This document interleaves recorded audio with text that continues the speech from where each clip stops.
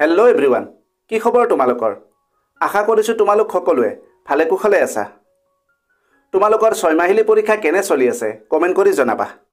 নমস্কাৰ, মই দিগন্ত। আজিৰ ভিডিঅ'টো পৰীক্ষাৰ বাবে প্ৰস্তুতি চলাই থকা শিক্ষাৰ্থীসকলৰ বাবে ছুপাৰ হেল্পফুল হ'ব। আজি আমি এখন উত্তম আৰু উন্নত মানৰ কুৱেশ্যন পেপাৰ লৈ আহিছোঁ, যি তোমালোকৰ পৰীক্ষাত ভাল নম্বৰ পোৱাত বহুত সহায়ক হ'ব। সকলো তথ্য ভালদৰে আয়ত্ত কৰিবলৈ তোমালোকে এই ভিডিঅ'টো সম্পূৰ্ণ কৰি শেষলৈকে চাবা। ভিডিঅ'টো যদি তথ্য সমৃদ্ধ হয় আৰু ইয়াৰ দ্বাৰা উপকৃত হ'লে লাইক আৰু শ্বেয়াৰ কৰিবা। চেনেলটো যদি ছাবস্ক্ৰাইব কৰা নাই, দৰকাৰী আৰু তথ্য সমৃদ্ধ ভিডিঅ'ৰ নটিফিকেশ্যন পাবলৈ চেনেলটো ছাবস্ক্ৰাইব কৰি লোৱা। তোমালোকে ভিডিঅ' স্ক্ৰীনত এখন কুৱেশ্যন পেপাৰ দেখিবলৈ পাই আছা। পৰীক্ষাৰ বাবে প্ৰস্তুতি কৰোঁতে প্ৰশ্নকাকত অনুশীলনক এক উত্তম প্ৰস্তুতি কৌশল বুলি গণ্য কৰা হয়। কুৱেশ্যন পেপাৰ প্ৰেক্টিছ কৰাৰ লাভ বহুত। পৰীক্ষাত অহা প্ৰশ্নৰ আৰ্হিৰ সৈতে চিনাক্ত কৰে, পৰীক্ষাৰ ফৰ্মেটৰ সৈতে পৰিচিত কৰে, জ্ঞানৰ ব্যৱধান চিনাক্ত কৰে, উত্তৰ লিখনি কৌশল উন্নত কৰে, সময় ব্যৱস্থাপনা উন্নত কৰে, আত্মবিশ্বাস বৃদ্ধি কৰে। ইয়াৰ উপৰিও আৰু বহুতো লাভালাভ আছে। কুৱেশ্যন পেপাৰ প্ৰেক্টিছ কৰোঁতে এটা সময় নিৰ্ধাৰণ কৰি ল'বা।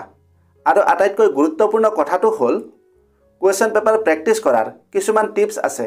যদি সেই কৌশলমতে প্ৰেক্টিছ কৰা, তোমালোকৰ প্ৰস্তুতি বহু পৰিমাণে উন্নত হ'ব আৰু পৰীক্ষাত ভাল নম্বৰো পাবা। এই বিষয়ে ভিডিঅ' এটাত আলোচনা কৰিছিলোঁ। ভিডিঅ'ৰ লিংক ডেছক্ৰিপশ্যনত আছে, তোমালোকে ভিডিঅ'টো চাই ল'বা।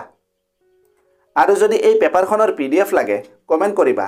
লগতে তোমালোকৰ প্ৰস্তুতি কেনে চলি আছে এই বিষয়েও কমেণ্টত লিখিবা। এতিয়া তোমালোকে পেপাৰখন ভালদৰে চাই লোৱা।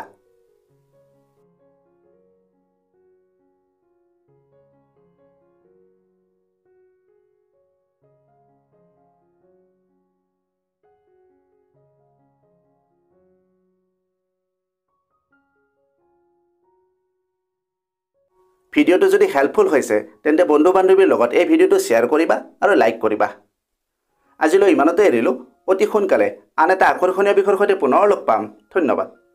कामयाबी का शॉर्टकट मेहनत और डेडिकेशन, ये चैनल बनाए तेरा परफेक्ट फाउंडेशन। सब्सक्राइब करो, join this ride, let's grow together side by side।